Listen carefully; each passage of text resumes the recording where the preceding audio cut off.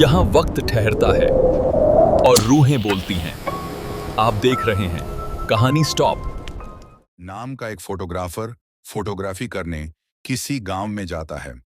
गांव के पास एक डरावना रहस्यमयी जंगल था। आर्यन फोटोग्राफी के लिए जंगल में चला जाता है।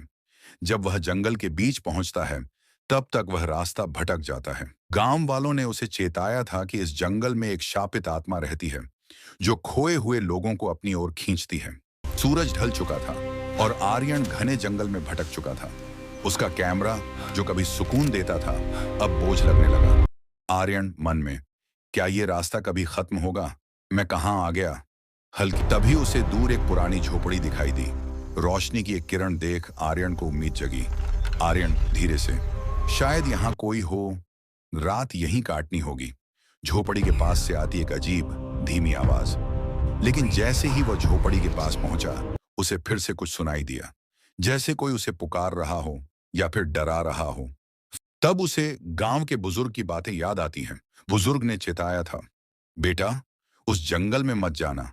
वहां गुमनाम आत्मा रहती है, जो भी भटकता है उसे अपनी ओर खींच लेती है। उसकी पुकार इतनी मीठी होती है कि सुनने वाला खुद ब खुद उसके पीछे चला जाता है। आर्यन खुद से, क्या ये वही आत्मा है जिसकी बात बूढ़ा कर रहा था? पर मुझे क्यों पुकार रही है? जंगल में पेड़ों के बीच से आती एक मधुर पर डरावनी महिला की आवाज।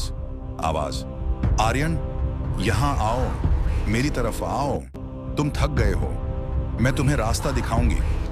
आर्यन के कदम खुद ब खुद उस आवाज की ओर बढ़ने लगे। उसे लगा जैसे कोई अदृश्य शक्ति उसे अपनी ओर खींच रही हो। आंखें बंद होते ही उसे सिर्फ चमकती हुई दो आंखें दिखाई दी। अगले दिन गांव वाले आर्यन को ढूंढने निकले। उन्हें सिर्फ उसका टूटा हुआ कैमरा और बिखरे हुए फोटोग्राफ्स मिले। आर्यन का शरीर कभी नहीं मिला।